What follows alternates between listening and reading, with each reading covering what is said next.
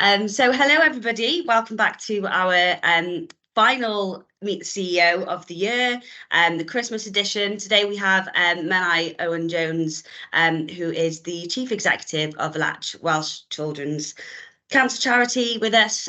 So hello and thank you for joining us today. I suppose we can get started with telling us a little bit about LATCH, the charity, and your position there, and then we can move on to a little bit, more things in more detail.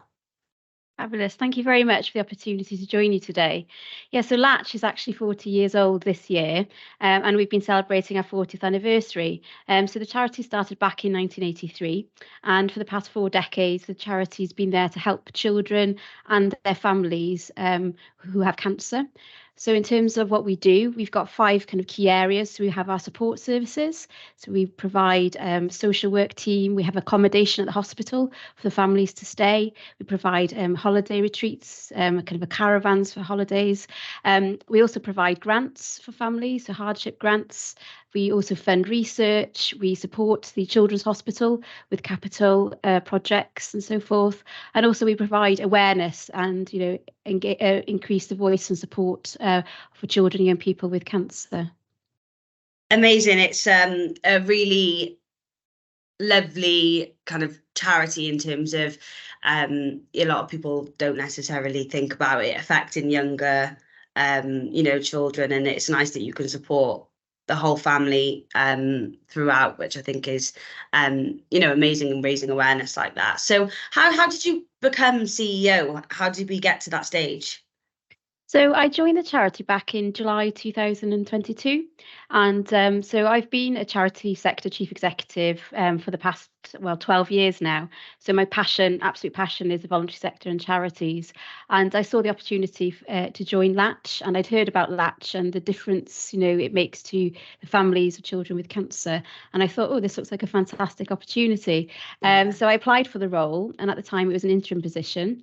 And then obviously subsequently I was appointed to the role. So yeah, I've been with them now nearly 18 months, and it's a privilege being chief executive of a charity like LATCH.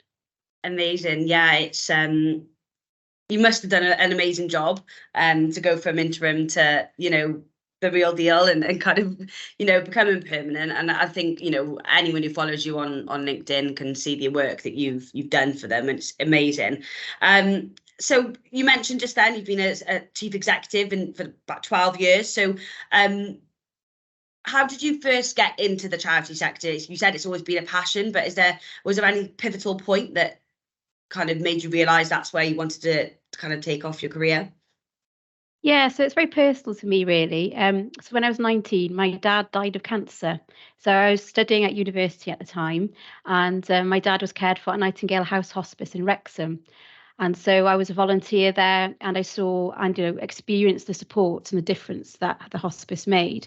And after I graduated from university, there was an opportunity to apply for a job, community fundraiser for Nightingale House Hospice. Wow. And it just happened to be I just finished university, the role was going, I was volunteering there, and so I applied for the role and haven't really looked back since, to be honest. So it's absolutely driven by passion and personal experience, because charities are essential. They're not a nice to have, and whether that's in the healthcare sector or the arts, homelessness, etc. So yeah, it's an absolute passion really for the difference that they make to people's lives and to society.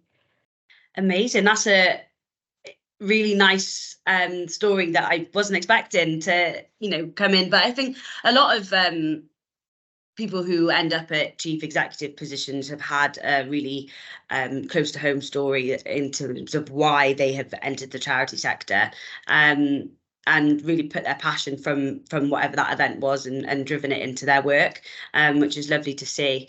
And again, you've been a CEO for a few years now. So what would you say, and I can imagine this is a really difficult question, but your biggest lesson that you've learned since becoming a CEO has been? I think that's such a difficult question. I mean, I could be here for hours talking about the Yeah, lessons and reflections. As I said before, undoubtedly it's a privilege being chief exec of a charity. I think it's a duty and a responsibility. And also, obviously, as I said, it is a privileged position. But I think the biggest lesson that I've learned really is it's about people. So people come before process really. So as chief executive, your role is to lead your team yeah, internally, to lead and work with your stakeholders, to build relationships with your board, etc. So I think fundamentally, it starts with people, and through people you can drive change, you can develop an organization, and you can really, make the difference for the beneficiaries, which is why the charity's there. yeah, amazing. And is there a point that you're most proud of in your career? At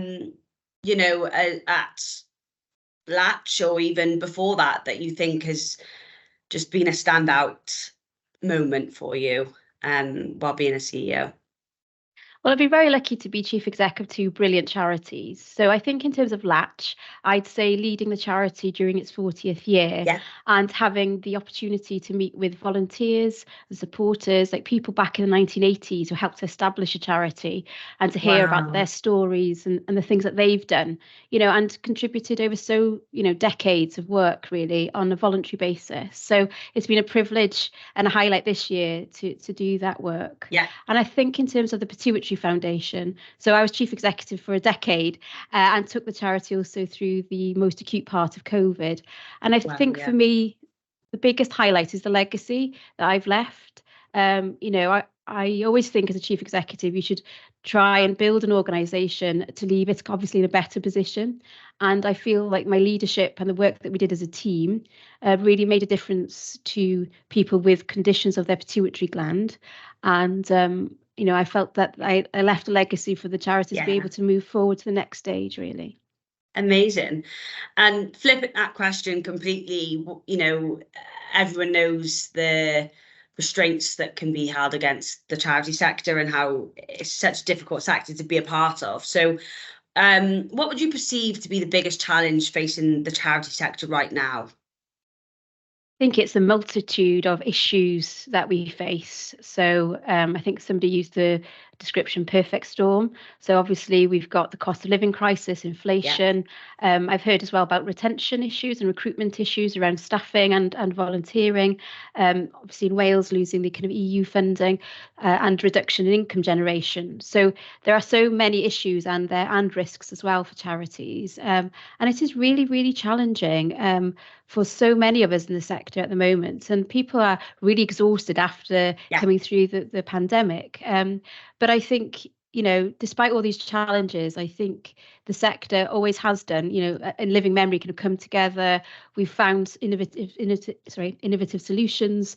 We've worked together, found, kind of voluntary solutions to massive, challenges, really. So I think the passion and the commitment of the people in the sector will, see us through, and we'll meet some of these really big challenges ahead.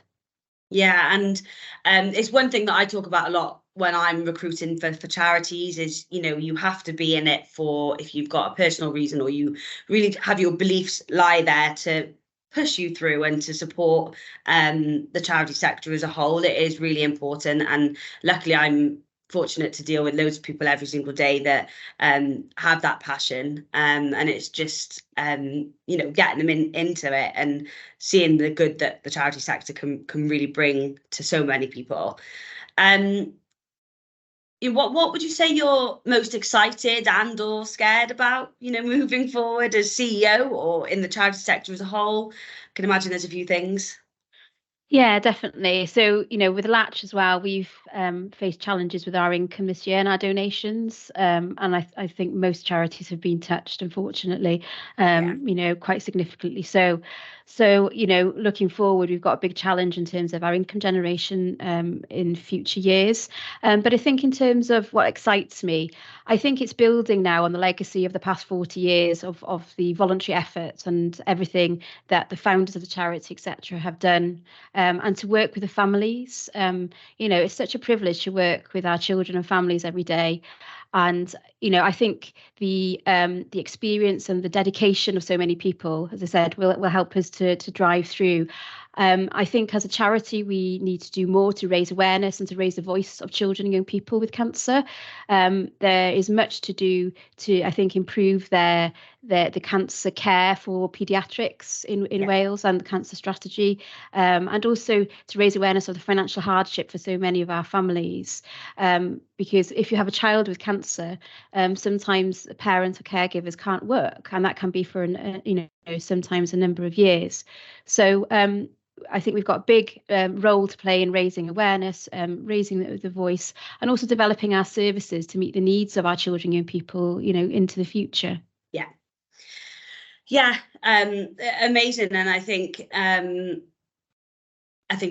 again, speaking to charities and members of charities, they're always thinking about what's next and what might happen. And my light's going funny. And how we can make a positive change moving forward. And I know we touched on it then in terms of retention, especially recruitment and getting people to go into the charity sector. So this one might be a really helpful thing for people who are listening, who are thinking about entering the charity sector. But what would you say your top 3 tips are to people who are wanting to join the charity sector? I think finding what really motivates you. Where's your passion? It could be in the arts, it could be in the health sector, it could be in sustainability. So find what you're really passionate about.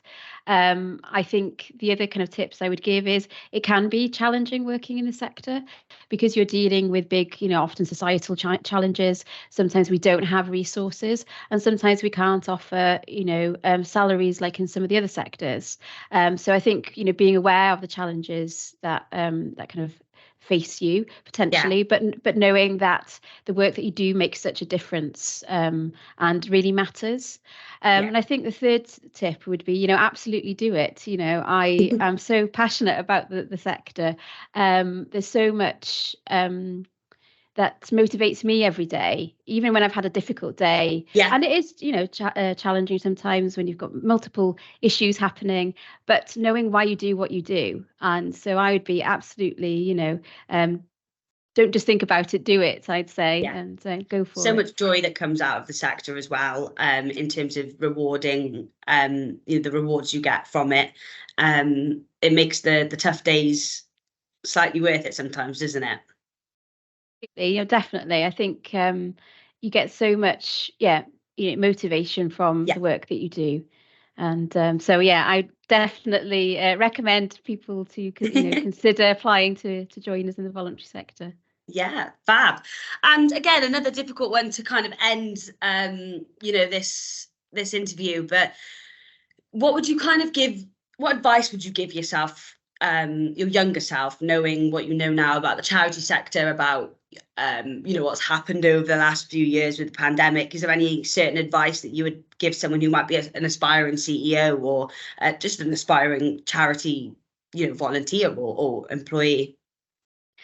I think having a belief in yourself, believe that you can do it, and also linked to that, I'd say about being yourself. So when I was younger, so in my 20s, I didn't necessarily have the confidence that I do now, and that's obviously come with experience. But also, I'm a gay woman, and I didn't have the confidence when I was in my 20s to kind of come out at work. And I think, what I try and say now and lead now is, be yourself, be confident being who you are, and believe that you can do something and try. If you haven't tried before, give it a go and see what happens. Well, thank you for sharing that with us. That was a lovely way to end kind of that interview. And I think it's about believing in yourself and knowing that you can do it and dig down deep and achieve what you want to achieve. So thank you very much. Obviously, I know it's been 40 years of LATCH, Welsh Children's Cancer Charity. I know you've had a ball that's just happened. Is there anything else going on before the end of the year that you wanted to talk about? Anything exciting? I know we mentioned just before we started recording that you've kind of got all the gifts going around to the children on the wards. Is there anything else that's going on? Yes, absolutely. So we're just finishing off our 40th anniversary campaign. So we're trying to raise 40,000 for 40 years, and we're not far off reaching that target. So, Wow. if anybody's interested in helping us, please do visit our Facebook page or our website. A little bit of a plug there. So We can put the link on the put video, the it's plug. There we fine. go. Don't miss an opportunity. So I definitely say, our 40th anniversary campaign, but also it's such a time of year where we see people's generosity.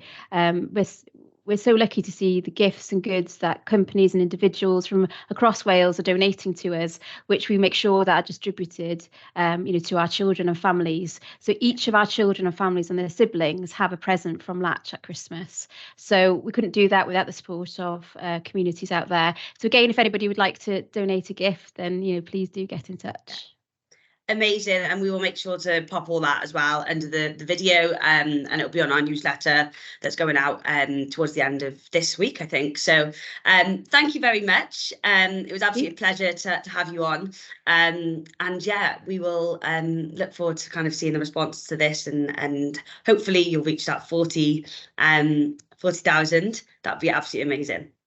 Brilliant. Thanks so much. No Diolch yn worries, fawr. thank you, bye.